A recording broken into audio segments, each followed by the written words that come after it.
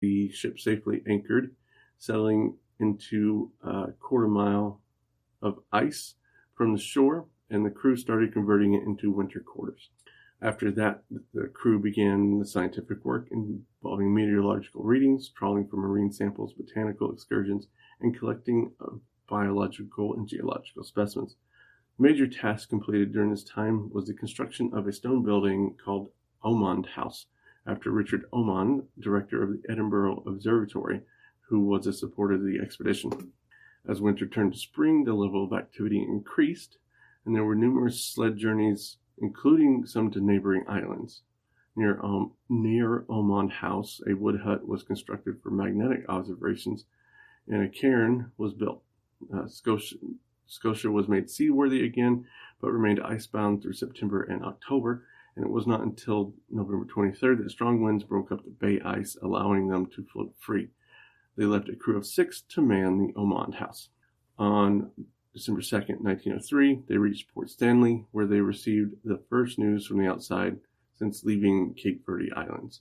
After a week's rest, they departed for Buenos Aires, where they repaired the ship and provisioned for another season's work.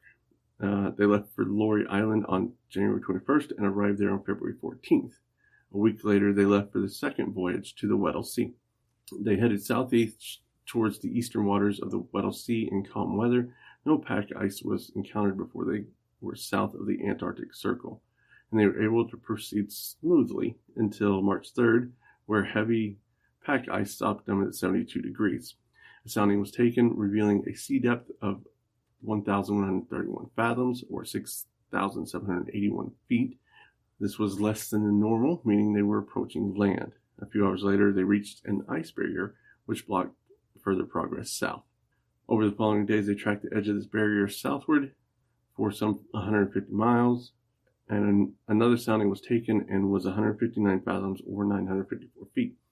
They were very close to land, and the outlines of this land soon became visible, and Bruce named it Coates Land after his chief sponsors. Due to the condition of the ice, they did not make a sled trip over to it.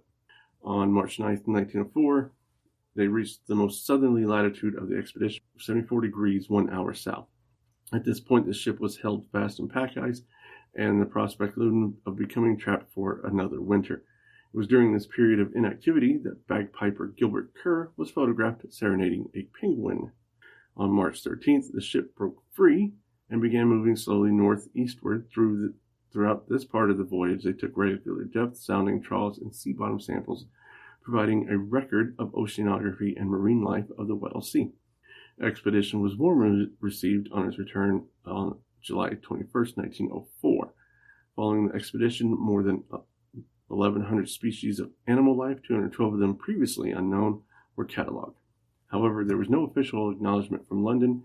Its members were not awarded the prestigious RGS Polar Medals, which were bestowed upon members of the Discovery Expedition when it returned 2 months after them.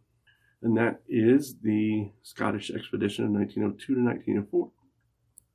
I don't have any questions for you this week, but I'll see if I can drum some up from some listeners, see if that goes well. If you have questions, just send me an email or look me up on Facebook, sparkyonice.xyz, and just let me know. I'd be happy to answer your questions. And I think that's going to do it for me this week.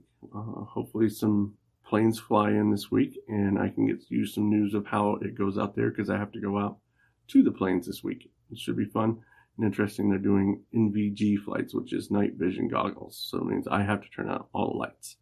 So I'll let you know how that goes, and I will talk to you guys next week.